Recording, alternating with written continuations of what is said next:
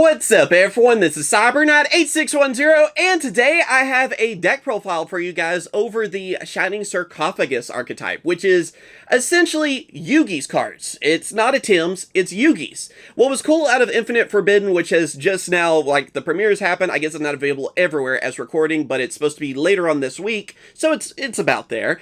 We actually got a brand new Dark Magician for the deck, which adds a few different things to the deck as well, being able to have access to Dragoon. And also, the Dark Magician card is really good for the deck. He's not so much just like a Dark Magician support card as a Dark Magician that supports Shining Sarcophagus, which is nice. I like it quite a bit. I love the design, and I like that Yugi has his own Dark Magician as well, not just a Tim, even though it's mainly a Tim's servant and all that too.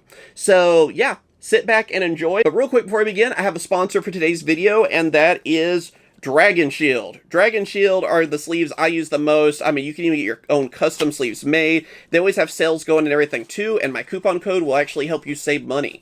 But yeah, you can actually get your own sleeves made. So, for example, I used a photo of my cat, which these are adorable, and so I have them for that. So I use them mainly for the extra deck, I feel like, on the custom sleeves the most, and then I use more of these solid colors than for the main deck. So if you're wondering what kind of sleeves I use, I go with Dragon Shield, and that's not the only thing you can go with on that too. Like, that was a photo of my cat. Then we also have, like, the CyberKnight logo as sleeves as well. I also have, like, an anime waifu one that I made, and yeah, I don't have them all on my table with me, but yeah, you can go with all kinds of different ones. But yeah, and they're not as expensive as you would think either. I mean, yeah, if you use my link and everything too, it helps support the channel, and again, Dragon Shield makes some amazing stuff, and that's not even counting the deck boxes and stuff too. So yeah, check them out, link down in the description. Alright, so starting us off, we have our brand new Dark Magician. We're only running one of him, and he is Dark Magician, the Magician Black Magic.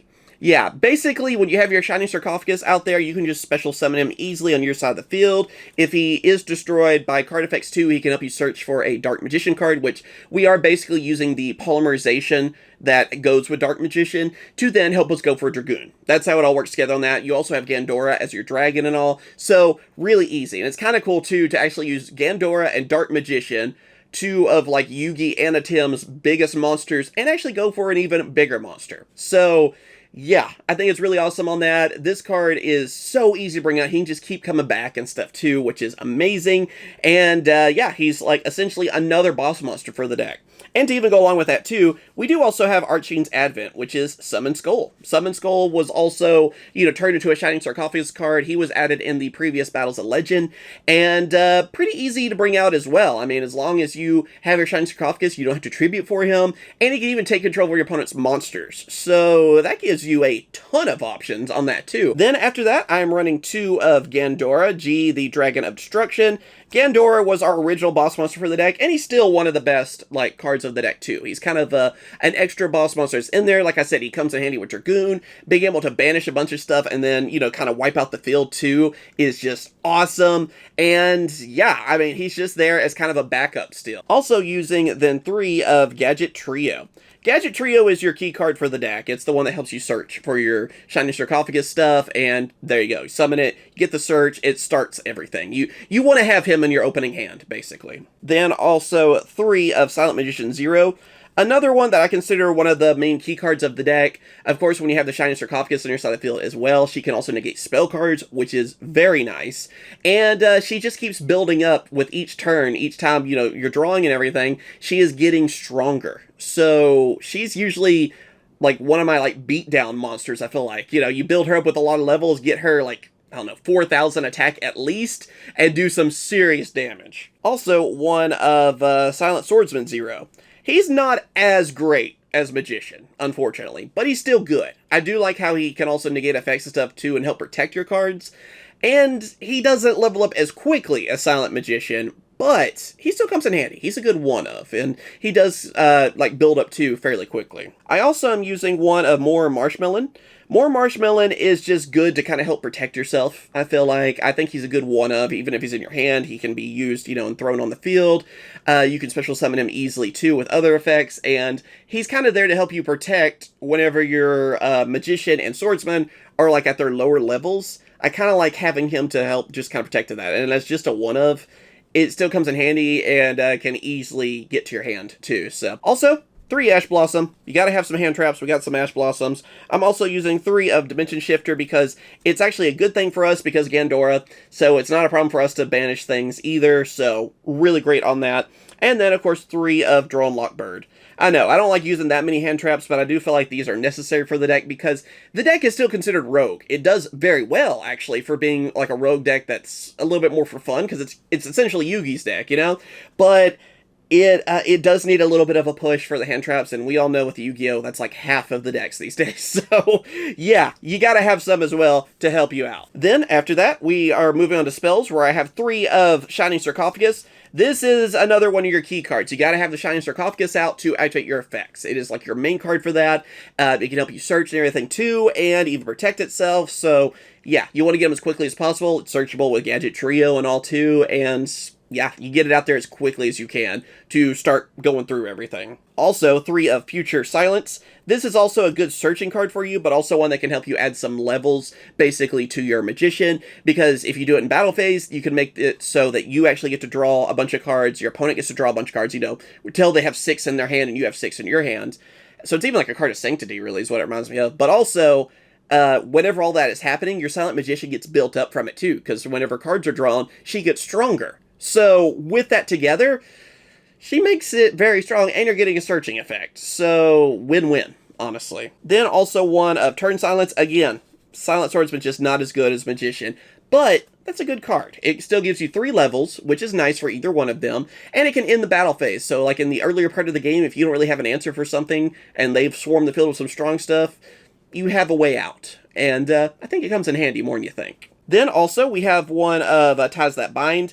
Really only useful at 1 because you could search for it so easily. Basically, your combo is you bring out Gadget Trio, you use Ties That Bind, then you get 2 more monsters, which can sometimes, for me, I'm usually going for Silent Magician and more Marshmallow are usually the 2 I go for. It could be, you know, Silent Swordsman as well, and Silent Magician, or whatever you want to do on that. Basically helping you get more monsters in the field, but you gotta have that Sarcophagus, obviously, to use it. Then also, 2 of Triple Tactics. Then 3 of Extravagance, just really good, and I don't mind banishing stuff. Again, Gandora. Crossout Designator, then Called by the Grave. We also have Secrets of Dark Magic. This is the card that's essentially your polymerization for your Dark Magician. You search for this, it's a quick play at all too, it helps you bring out Dragoon. That is your polymerization, basically, okay? So, it's kind of that simple. And then, of course, for our traps, I'm just using 3 of Imperm. So, yeah, pretty easy to know what's going on there. Now moving on to the extra deck, there's a few things you can change around if you want. It could be more budget friendly, but there are a couple things you actually do need. Like, first off, you do need, I feel like, 2 of Dragoon. Really, you can get away with 1. I like having a backup. Just in case, you know, they have something that could get rid of it from the extra deck even or something too. I like having the extra Dragoon. I don't really think 3 is necessary, but a second one makes me feel a little bit more comfortable. So, yeah. And then, of course, Rarity Collection 2. It's pretty cheap now, so I don't think that one is too hard to get. Then also we're using 1 of Zeus, again with the starter deck. I mean, it's a lot easier to get Zeus now. We have quite a few Xyz monsters, so Zeus is always like a staple for anything that uses Xyz. I'm also using 1 of Typhoon as well. You don't really have to use Typhoon. It's good for the deck, obviously. It's just a really good Xyz. I think it might get a reprint soon, maybe in the Mega 10s. Nothing's been confirmed, though. But, yeah, Typhoon is still really good. It's kind of like with Zeus, you know, you want those. We have Baguska, always a good rank 4, kind of the staple these days. I like having 1 of Excite on Night because I like being able to clear the field if I need to, because I could rebuild my field a little easier than some other opponents out there, so, yeah. Tornado Dragon, I like having the Spell and Trap card Destruction. A lot of people don't really run anything for that anymore, so it's pretty good to have for that. Then, of course, for Link monsters, Access Code, now a lot cheaper because Rarity Collection 2, so I don't think it'll be too tough for people to grab. Also 1 of Underworld Goddess because we got her younger form now that came out in Infinite Forbidden, so that helps. And we do run that, we'll get to her here in a second. But also Underworld Goddess is just a good Link monster, being able to use your opponent's monster. And again, Rarity Collection 2, so not really expensive anymore. Also, Unicorn and Phoenix because, yeah, they're staples in anything. I'm also using Dark and Alina, so we're using the Light and Dark Charmers because you do have access to them, and they come in handy in certain scenarios. So, yeah. I kind of like just having them as just in case. Masquerena as well, because again, there you go. I mean, if you have Little Knight, you could also throw in a Little Knight, probably take out one of the Charmers, and probably take out Dark and go with an SP Little Knight, but I actually don't have one currently, and every time I get one lately, I sell it because I think it's going to be in the Mega Tens. I could be completely wrong, but I'm not waiting for it to get reprinted and dropping, so yeah. But if you have Little Knight, you can throw that in easily. And then also I'm using one copy of Moon of the Closed Heaven, which goes with our goddess, of course, too. Like I said earlier, it's a common, it's in the new set, not tough to get at all. Really good link monster, too, so helps you set up for everything. And yeah, there you go. That is my Shining Sarcophagus deck profile. Of course, I hope you guys have enjoyed the video. The deck is a lot of fun to use. Definitely recommend. It is one of those decks that I feel like is, you know, probably not tier 1 or whatever. You know, it is more for fun, but it is a rogue deck still that could do very well. If people aren't expecting it, you can do some serious damage. I do think it's a strong deck to use. But, yeah, it just kind of depends on what you have and stuff for it. I do think most things are fairly cheap for the deck, too. And it being a deck that Yugi actually used, the nostalgia really takes over and makes me, it made me want to build it, especially after we got our Dark Magician too. So let me know what you guys think. I am planning to build Exodia whenever I get the missing cards I need for that, and I have some other deck profiles on the way too. I was thinking maybe Heroes, and then also I have one that uses the Shark Xyz and all that too. I'm kind of waiting for the next set from Japan, but right now I consider it one of my more competitive decks that I'm using. And then even Chimera I am using a lot lately too. That's my most competitive deck. I could do a deck profile on that as well. So let me know what you want to see more of in the future. Check out Dragon Shield, of course, too. Thank you for watching. Thank you for your support. And of course, I will catch you guys later. See ya.